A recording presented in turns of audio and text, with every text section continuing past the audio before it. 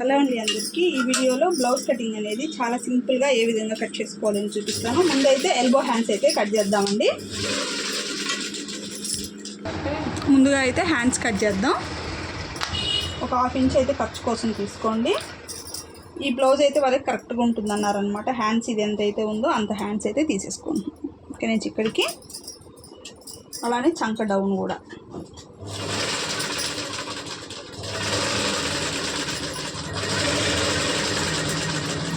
కరెక్ట్గా సరిపోతుంది.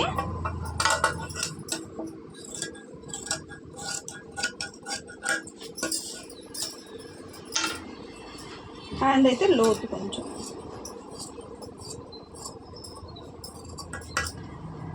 ఇక్కడ కట్ పెట్టుకోండి. లోతు దగ్గర కూడా కట్ పెట్టండి. మనకి ఫ్రంట్ బ్యాక్ అనేది కరెక్ట్గా తెలుస్తుంది. ఇప్పుడు బ్యాక్ పార్ట్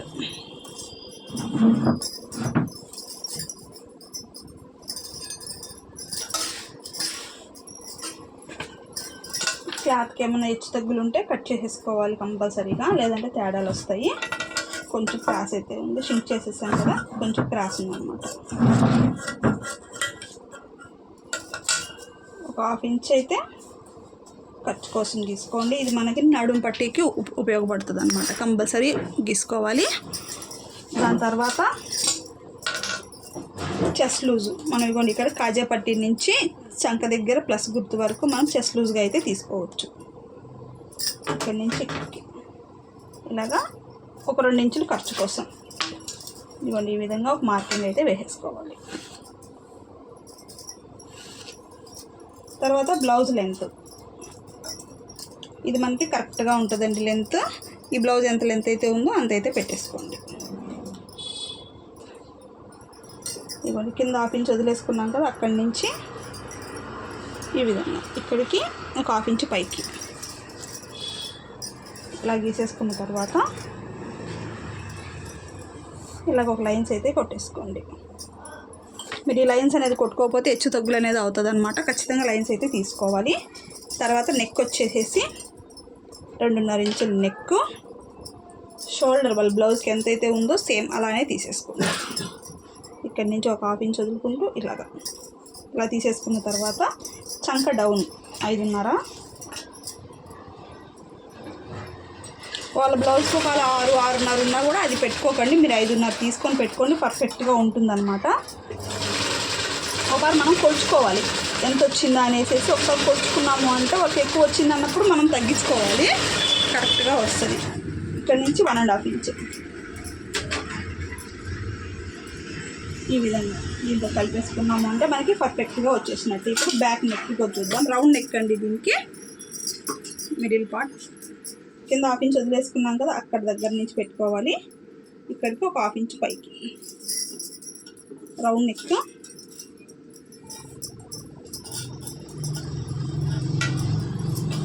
ఈ విధంగా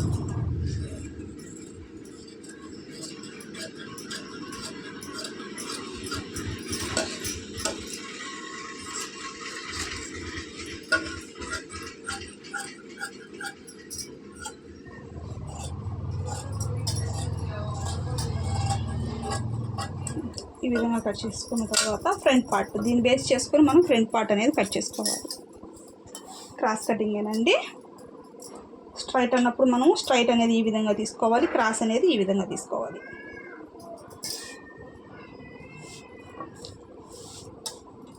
ఈ విధంగా పెట్టేసుకున్నాక బ్లౌజ్లో ఫ్రంట్ పార్ట్ అయితే తీసుకోండి. బ్లౌజ్లో ఫ్రంట్ పార్ట్ తీసుకొని షోల్డర్ దగ్గర నుంచి ఇక్కడ చెస్ట్ దగ్గర పెద్ద డాట్ ఉంటుంది కదా, అక్కడ వరకు తీసుకొని పైన కింద ఖర్చులు కలుపుకుంటూ వదిలికోండి. ఇక్కడ హాఫ్ ఇంచ్ వదిలేసుకొని ఇట్లా మార్క్ చేసుకోండి. ఇక్కడి నుంచి ఇక్కడికి వచ్చిందనమాట చెస్ట్ పొడవు అనేది.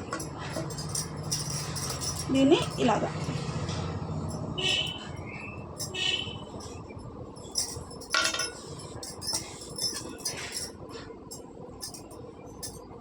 ఇలా పెట్టేసుకున్న తర్వాత ఇలా ఒక లైన్ గీసేసుకోండి. ఇక్కడ నెక్ దగ్గర కూడా ఒక లైన్ గీసేసుకోండి. ఇప్పుడు అవుట్ సైడ్ మొత్తం కట్ చేసేసుకుందాం. ఫస్ట్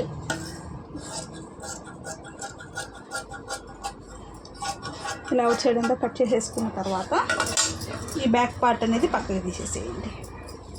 ఇప్పుడు ఫ్రంట్ నెక్ వచ్చేసేసి 6 ఇంచులు లేదా 6:30 సరిపోతుంది.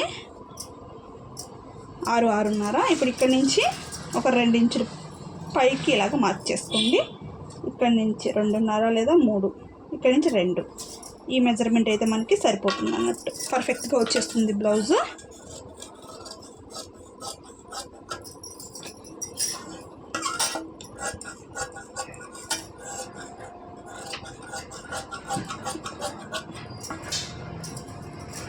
క్లాత్ అనేది కట్ చేసేటప్పుడు సాగకుండా కట్ చేసుకోవాలి, కొలతలు మారిపోతాయి. లేదంటే ఫ్రంట్ పార్ట్లో కూడా కొంచెం అంటే కొంచెం ఒక 1/2 ఇంచ్ మైన లోతు అయితే తీసుకోవాలి అండి ఖచ్చితంగా.